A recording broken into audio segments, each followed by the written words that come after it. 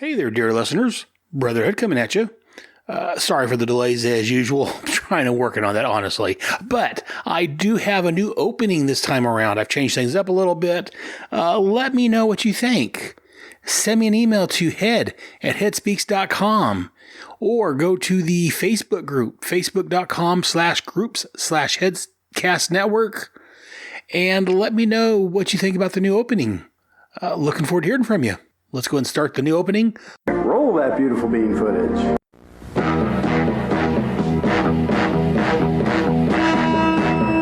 Hey there, true believers.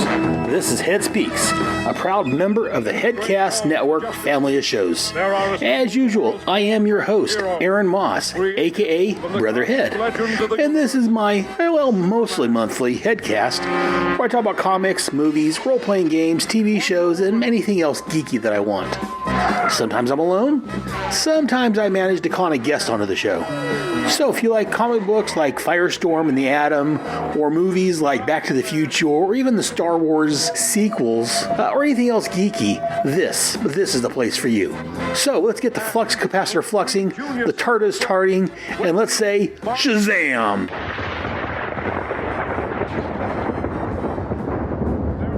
On with this episode of Head Speaks. Right that which is wrong, and to serve all mankind. Hey, true believers, this is Aaron. Welcome to episode 62 of Head Speaks. This month, we're going to look at Power of the Atom number 3. Had a couple other things lined up, but delays and things happening and all that. So we're just going to look at this one thing today. So why waste any time? Let's get to it.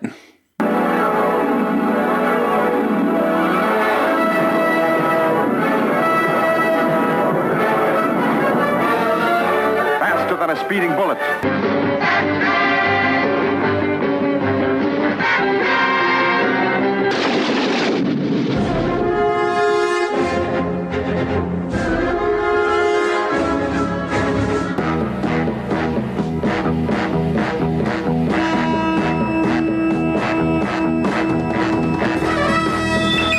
In the great hall of the Justice League, Spider-Man and his amazing friends. The Justice League of America versus the Legion of Doom. This is What's in Head's Long Box? Dedicated to truth, justice, and peace for all mankind. The world's greatest super friends. So as I said in the intro, we're looking at Power of the Atom number 3. This was covered in October of 1988. On sale date, June the 28th of 1988. The cover price, $1. The title of this was 15 Minutes of Fame. Writer, Roger Stern. Penciler, Dwayne Turner. Inker, Keith Stan Wilson. Letterer, Bill Oakley. Colorist, Nancy Houlihan. Editor, Mike Carlin.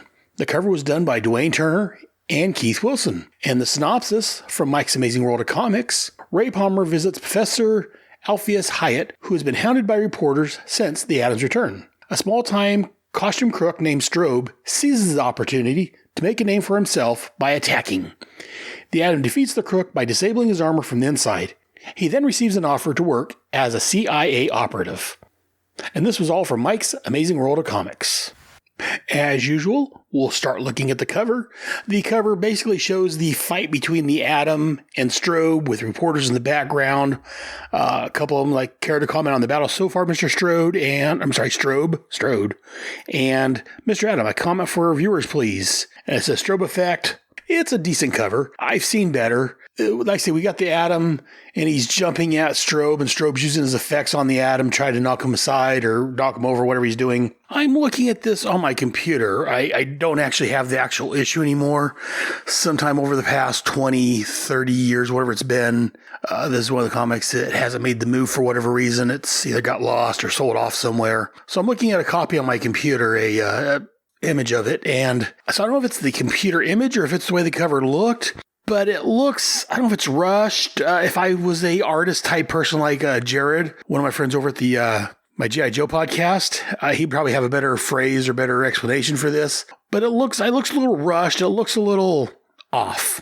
Nothing wrong with it per se. It just looks a little, I don't know, out of focus maybe, or a little, maybe it's just my old eyes, but it not as good as I've seen. Let's put it that way. So it's a good cover, but I think it could have been done better. I may have to send this to Jared and get his thought on it and get back to you guys on it. But until I get a more educated response, let's go ahead and move on to the actual issue itself. So our story starts out with Strobe sitting there listening to the news, contemplating his recent robbery. Apparently he robbed a armored car for $500,000.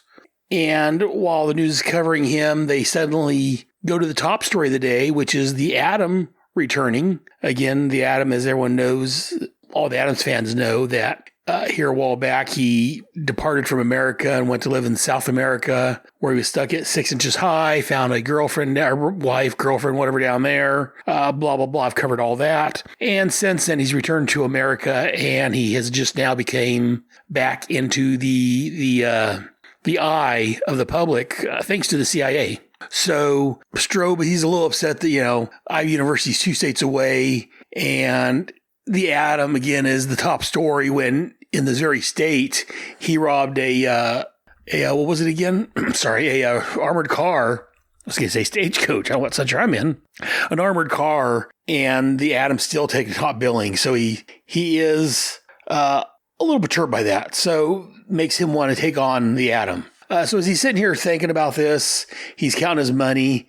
Behind him is a poster for a movie, I guess, called Top Gun of the West, starring Cameron Powell, Joan Blondell, and Arthur Franz. This last panel here on page 1, and again, these pages are numbered, so I love that. Makes it easier to reference them. Bottom left corner on page 1, there's like a close-up of his face, and right behind him is the Top Gun of the West poster. I'm not sure if that's supposed to be him, if he was an actor at one time, or just because he's got kind of a cowboy mentality. I do like the way it is, because again, he does come to have, like I said, sort of a cowboy attitude, a cowboy mentality, but I'm not sure if I'm supposed to be reading more into that than I am, or what. But what do you guys think about that? If you guys have read this or seen this panel, what do you think? But anyways, moving on to the story, the next page, speaking of the Atom, we get the Atom flying in on the winds. As he does, he shrinks down and he reduces his weight to almost nothing, and he can fly, in quotes, using the breeze and the air currents to get where he needs to go. And his old friend, Professor Hyatt's being bombarded by all the reporters. We get our title, 15 Minutes of Fame. And all these news reporters, did you know he was coming back? Have you been in contact with him? What's your reaction? All the stuff the reporters will ask. And while, yes, it's important for reporters to get the news out, sometimes they can go a bit too far, and they can get more than just really annoying, but they can get in your face. They can disturb people. Like here, they got all these guys surrounding this poor man, making it so he can barely get into his house. And so the Atom, again, being a hero, shrinks down even smaller so they can't see him, drops down in the middle of the crowd and just grows. And I love this here at the top of page 2. We get a panel of the Atom shrinking down to nothing and then enlarging in front of him, pushing them all back. And now with his new costume that he discovered the last couple of issues, not discovered, he created, he's able to be at 6 foot high and still be in the Atom's costume. Not that it matters anymore, because he's kind of lost his secret identity when he went off to live in the wilderness, the South American jungles, and wrote the tell-all book with his ex-wife. So, but I still like the way he shrinks down and grows. I just love the way they draw that. It was a fantastic job. And the Atom's able to push people enough away for the professor to get into his house. He's like, that's enough. The professor does not have to answer any more questions. Well, why? And they're like, Atom, what about your, will you do this? And They're still trying to ask. He's like, no comment. He's getting the professor, and they're still asking him if he contacted your ex-wife, and he plans to join the new Justice League. And Atom's just getting real frustrated because these reporters are all over Hyatt's front lawn, waving cameras and mics, just trying to get his thoughts and get the Atom's, they want the scoop basically on the Atom. And as the Atom gets in the house and slams the door shut, he's like, I swear, I'd rather take on an armed maniac. So he's just leaning against the wall, frustrated with all the reporters and his, in quotes, coming out party, as it were. And so, yes, just in case you couldn't tell, I really love these books. They make me laugh. Again, I don't know, maybe it's just because I'm old, but they don't make comics like these anymore, in my opinion. But again, I'm a 52-year-old man looking back at books from the late 1980s. So Ray's at Dr. or Professor Hyatt's house, he turns his, as he's standing there in front of the professor, he turns, he's at full size in the Atom costume, and he uses his willpower to turn the costume back into his regular clothes. And it's like, bless my soul, how did you manage to do that? And he's like, it's a long story. I never would have learned if you hadn't been such a good teacher. And so Ray gets the professor caught up on the history, the Power of the Atom, or I'm sorry, the Sword of the Atom miniseries, and the first 2 issues of this book. And again, I love the images in here. I love him with Lewatha and Voss. And again, this image of him here on page 5, of him coming through the phone again, enlarging as he shatters the speaker end of the phone. Just great. I love the artwork. I love the fact that, I mean, if this is your first issue, they're kind of catching you. It's only been 2 other issues besides this one. At the time, you could probably go back and probably find them on the newsstand or at your local comic book shop. But I do like that they're catching you up here in a couple of panels. So, what is it? Probably a page altogether. A page and a half. He talks about how he took out the terrorists. And then he fills in the gap from the end of last issue to this issue where he woke up his hotel room. And the reporters are there. And here on page 6, the 4th panel shows him shrink. He's in his robe at the door. I'm assuming it's a robe. Shrinking down from full size down to the Atom. I love when they show that. When they show him shrinking and they show him, the several different sizes as he shrinks down into the Atom, or when he enlarges. I just love that effect. Man, I'm still waiting for an Atom movie. That'd be great. I know supposedly he showed up. He was in the Legends of Tomorrow, but to me, that's not really the Atom. To me, he was nothing like the Atom. He had that metal suit. That's another story entirely. But but he says, when he opens the door, these bright lights strobing at him. I said strobe for a reason. And so he shrinks down, thought it was an enemy. Then he realizes it's reporters. And they're asking, are you back in the States for good? Does your ex-wife leave anything to do with you coming back? Is it true you're living with aliens? He's like, for pity's sake, it's 6 a.m. And so he's able to skip out between under their feet and flips away, lures away from his door for a second as he jumps back into the door and slams the door on him. And then we see that Norman Brawler and his ex-wife Jean are getting the same treatment. Reporters bugging them, asking them about Ray, about the Atom, if he's back, what's going on with him. I like, because they're talking to Norman Brawler, the guy that wrote the Atom's book for him, exposing his secrets. He's like, I really don't know, boys, but I'd be happy to tell you about my new book. I just love the way that he's they're bugging him about his buddy, the Atom. And I don't know anything, but I'm going to turn around and, hey, I've got a new book for you guys. And again, they're just talking heads on these two, but... And actually, I guess it's not his ex-wife. That's Enrica, his lab assistant. I forgot about her for a minute. Because Jean's at the bottom of the page, on page 8. Apparently, she's 200 miles away, and reporters are coming up to her. Ms. Loring, the moment of your time. She's like, I'm sorry, I cannot discuss the trial at this time. He's like, trial? What trial? We're here about the Atom. He's back in the country. And she's like, what? Because this is the first time she's hearing about this. Because, again, he hasn't reached out to his ex-wife yet because, well, 1, he hasn't had time, and 2, it's his ex-wife. Why bother? She's got another guy already. Well, she had a guy when he left. That's why, anyways, we covered that all previously. I'm not going to get into Miss Jean Loring and her infidelity issues. But I do like one of the reporters that's talking to Jean and Paul. He's like, do you think the Atom's bitter over the fact that you stole his wife, Mr. Hoban? I didn't steal... Jean and I, we have no comment. Get it, Jean, let's go. And the reporter's like, we should have known better than expect straight answers from a couple of lawyers. Pack it up, boys. Let's see if the justice will talk to us. And again, so we get a nice little moment between Jean and her new husband, Paul Hoban here. She's like, Ray was out of my life, but, even still we're divorced, and it's still his craziness is affecting us. And again, part of me wants to feel sympathy for Jean because, again, yes, Ray Palmer is a superhero, so yes, his life is hectic. But to be honest, if I'm not mistaken, she knew that when she married him. So just because it wasn't what she expected, you can't look back now and say, oh, what did you do to me? 'Cause you knew that getting into the deal. So, I don't know. They're trying to make you feel sympathetic for her, but I don't know. I don't, and again, maybe just where I'm personally at, but I don't feel a whole lot of sympathy for Jean. Because again, when she married Ray, you want to say the Ray, that's another character. When she married Ray, she knew what she was getting into. So it's hard for me to feel sorry for her when, again, she knew what she was getting into and she did what she did anyway. So, but here at the page 9, we get a nice close-up of Jean laying on Paul's shoulder. And Paul's telling her, no, Jean, don't say that. Because she's talking about how he's messing up their life. And, she's just getting her life back in order. And Ray shows up and messes everything up again. And Paul's like, no matter what happens, Ray Palmer is not going to mess our plans. That I promise you. Which could lead up to Paul maybe becoming a supervillain the way he says that. Does he? We'll have to wait and see. But in fact, that will be coming up at some point. We'll be dealing more with what Paul's saying here.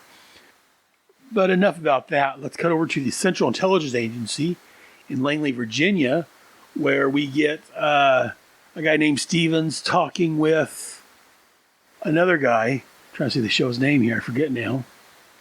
I don't think so. But they're talking about how there's no need to keep tabs on Ray or have their men trail the Atom anymore, because now that they've alerted the press, the news can accomplish what they were doing and save them a lot of money. So, again, we find out here that it was the CIA that engineered the terrorist attack at the university just to see if the Atom was still a valuable property.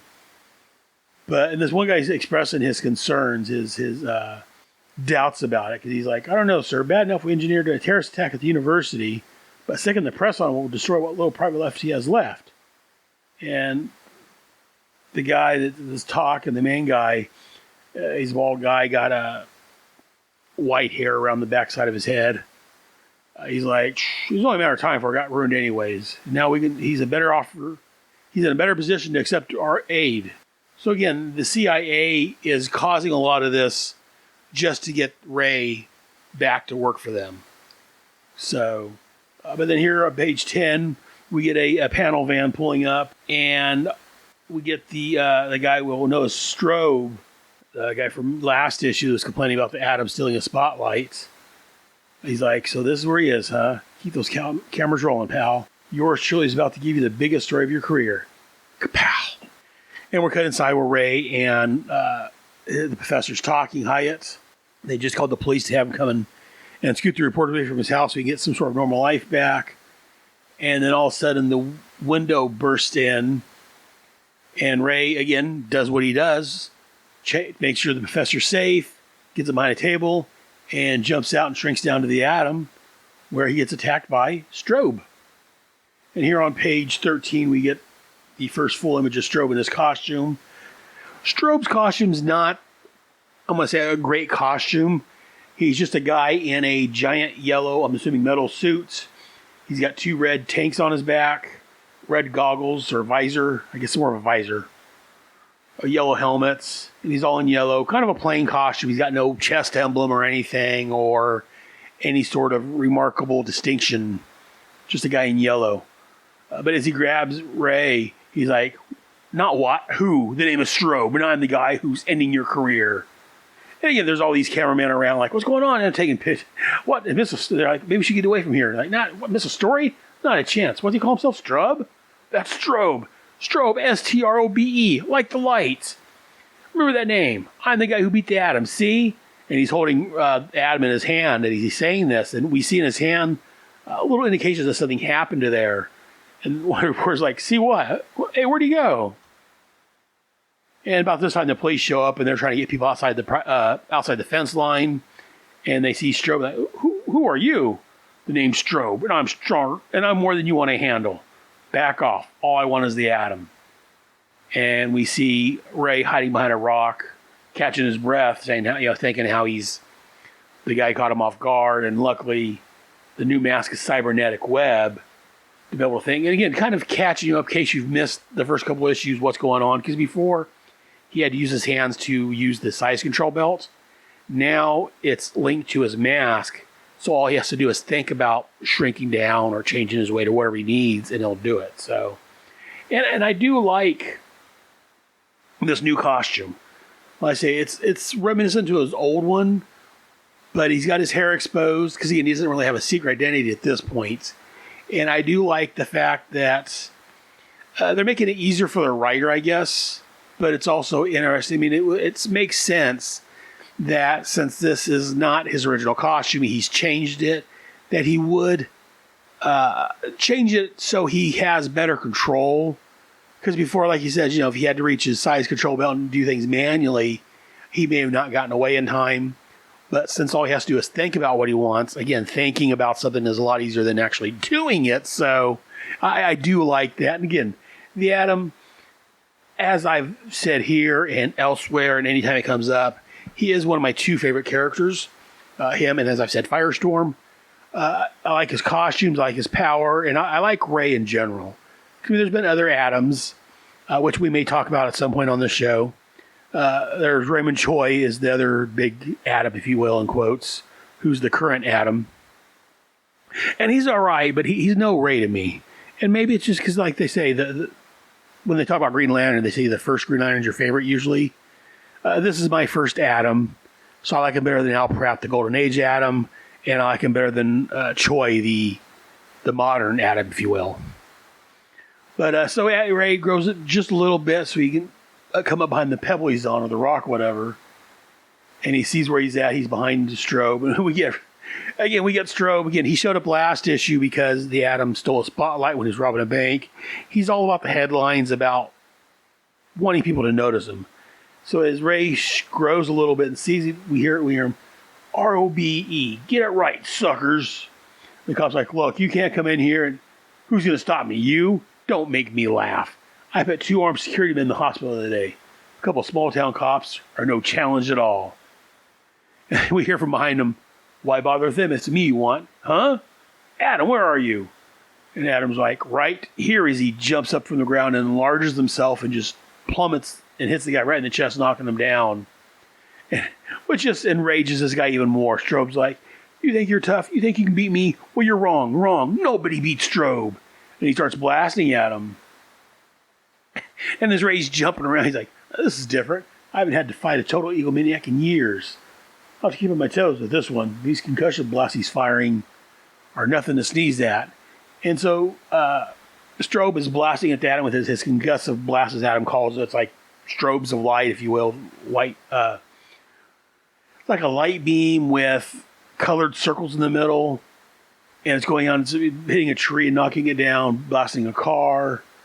And at this point, the press is finally like, I'm out of here, and they're running away. And one reporter's like, what do you think this is? Beirut, get under cover. Beirut, yeah. The small upstate college town has become a war zone. So he starts his narrative that one of the braver reporters willing to stick around and do his job even under fire. And then we cut to 200,000 miles to the southwest, where we get some unknown guy watching this news while he's getting a massage, while another guy named Ron stands by. And the guy getting the massage, which we don't know yet, he's just admiring Ray. He's like, magnificent, is he? The man still moves as swiftly and graceful as our finest Olympic gymnast. He's a fool, of course, but an agile fool. And then we see him getting dressed, and we get the guy that he was talking to, Ron, like, do you think the armored character will stop him, Strobe? I doubt it. Oh, he has power. He's inexperienced. You can tell by the way he moves. Besides, it takes more than mere power to overcome the Atom. It takes a man with skill, experience, cunning, a man who is utterly ruthless. You, sir? You intend to go after the Atom? In time, perhaps, Ron. But let's give Strobe a chance. Who knows? He might surprise us. And so we don't know who this character is yet. We see him full here. He's a little slightly older man. He's got a receding hairline. His hair kind of reminds me of my grandfather. He's got that receding hairline on the side with the middle patch of hair still coming in the front. Again, at the time, I didn't know who this was. We'll find out later who he is. So I'm not sure if longtime readers of the Atom's comics knows who this is, if they recognize his face. But again, for me, I was totally, I don't know who this is. So I'm not going to say anything more at this point. But we'll get back to this guy later on. But we cut back to the battle where we get Strobe basically being beat by the Atom.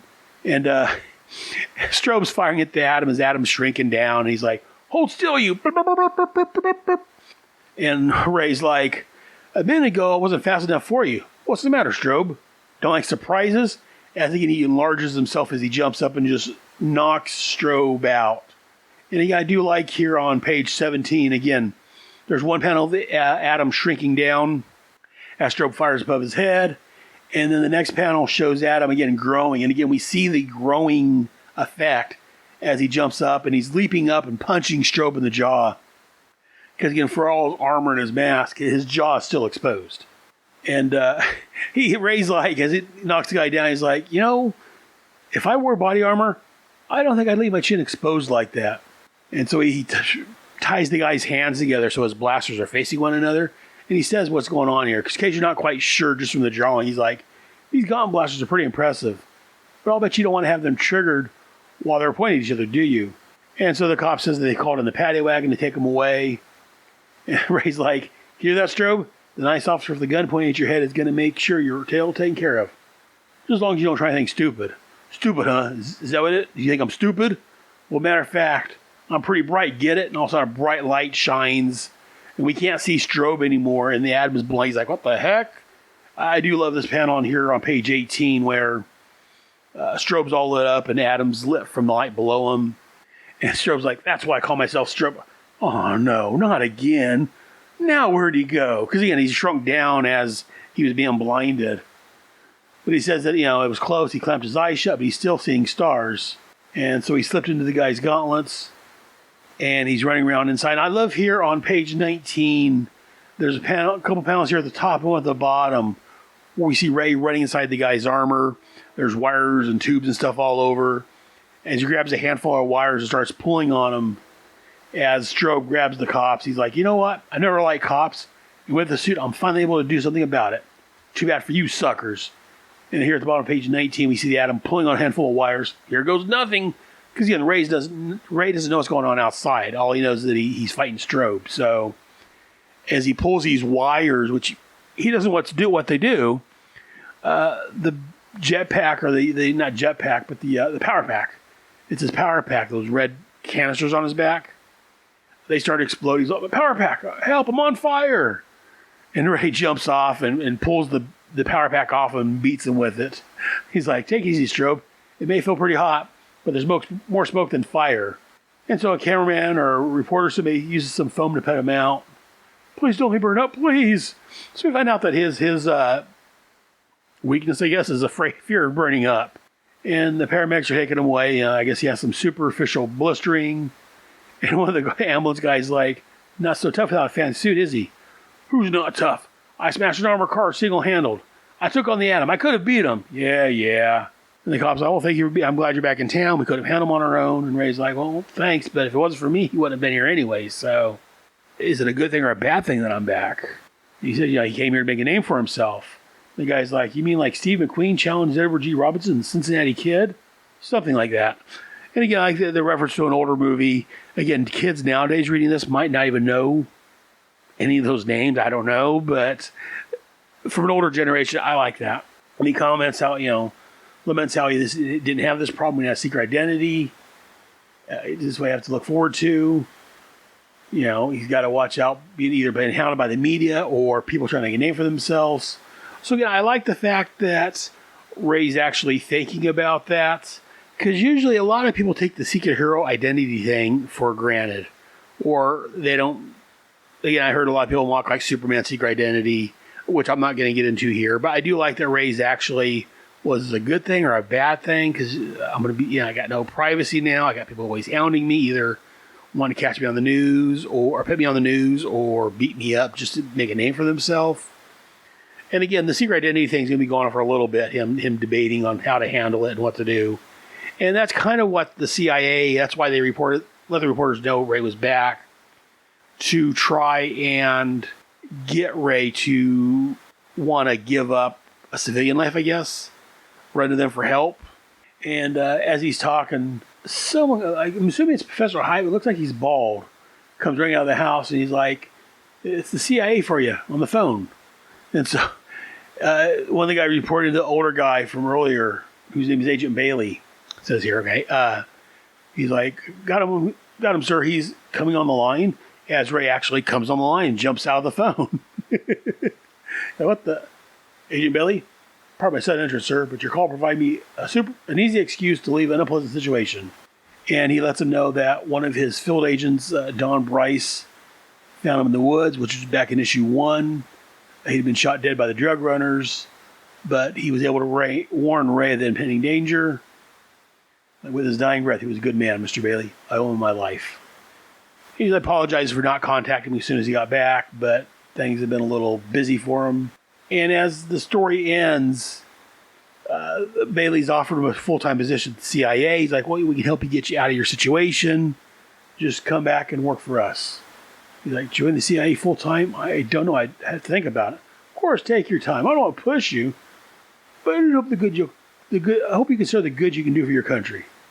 So again, the CIA's trying, as we've been talking about this issue, trying to get Ray back into their fold, and they're manipulating things so Ray's going to want to come back.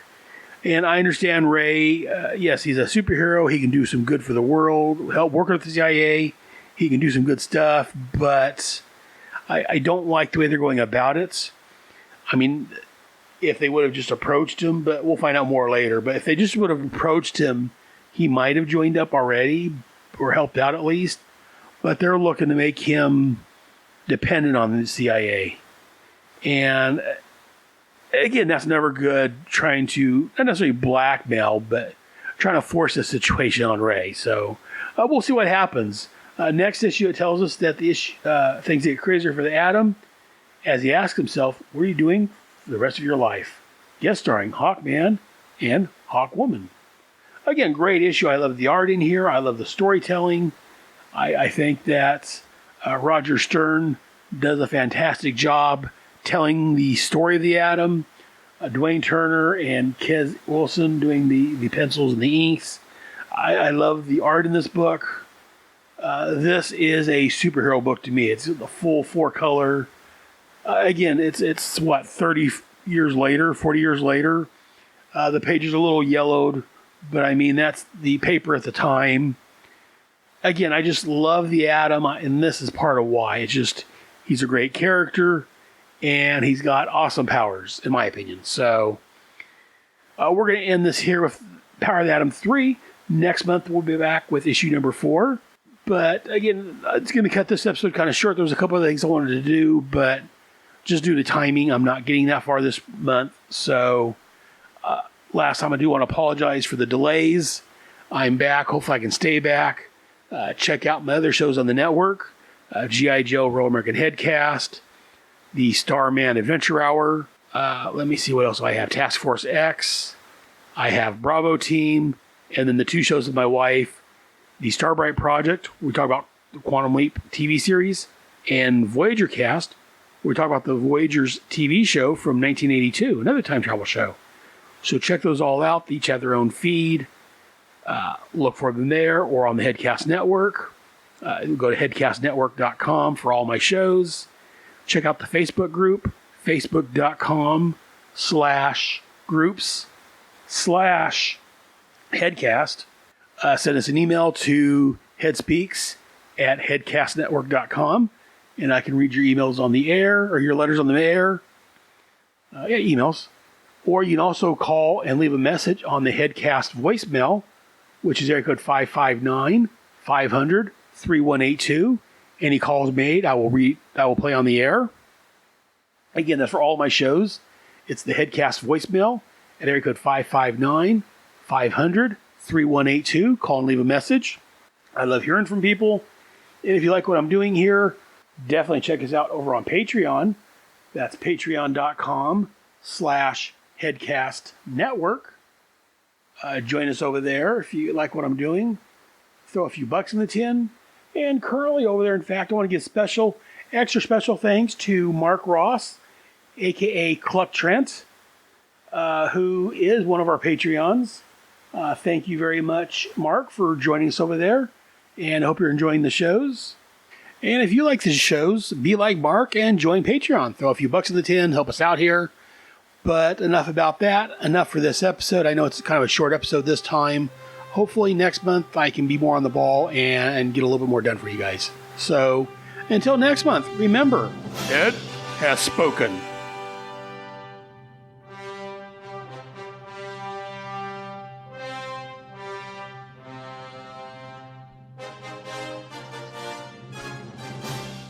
Thank you for listening to another fantastic episode of Head Speaks. Hope you enjoyed it. If so, let me know. Drop me an email to head@headspeaks.com or visit our home at head.headspeaks.com. You can also visit and talk with me on Facebook and Google+, both under Head Speaks. You can also send an MP3 file with your thoughts and I can play that on the air. And you can also get more of me on my other podcasts. Be sure to listen to Task Force X, where monthly I look at John Ossinger's Suicide Squad and Paul Kuppenberg's Checkmate comics from the 80s and early 90s. Also, over on G.I. Joe, A Real American Headcast, my podcasting friends Ryan Daly and Kyle Benning, along with myself, are looking at all of the G.I. Joe, A Real American Hero comics, and related titles from Marvel and IDW. All of my headcasts are available on iTunes and Stitcher, along with the respective blogs and my main page at headspeaks.com. All comments, thoughts, and opinions expressed on Head Speaks are owned wholly by the speaker of said comments, and do not express the opinions of Head Speaks, unless, of course, I'm the one making the comments. Head Speaks, Task Force X, and G.I. Joe, A Real American Headcast, are all part of the Headcast family. So, join us next month for another wonderful episode of Head Speaks. Until then, I'll see you in the funny pages. Good night.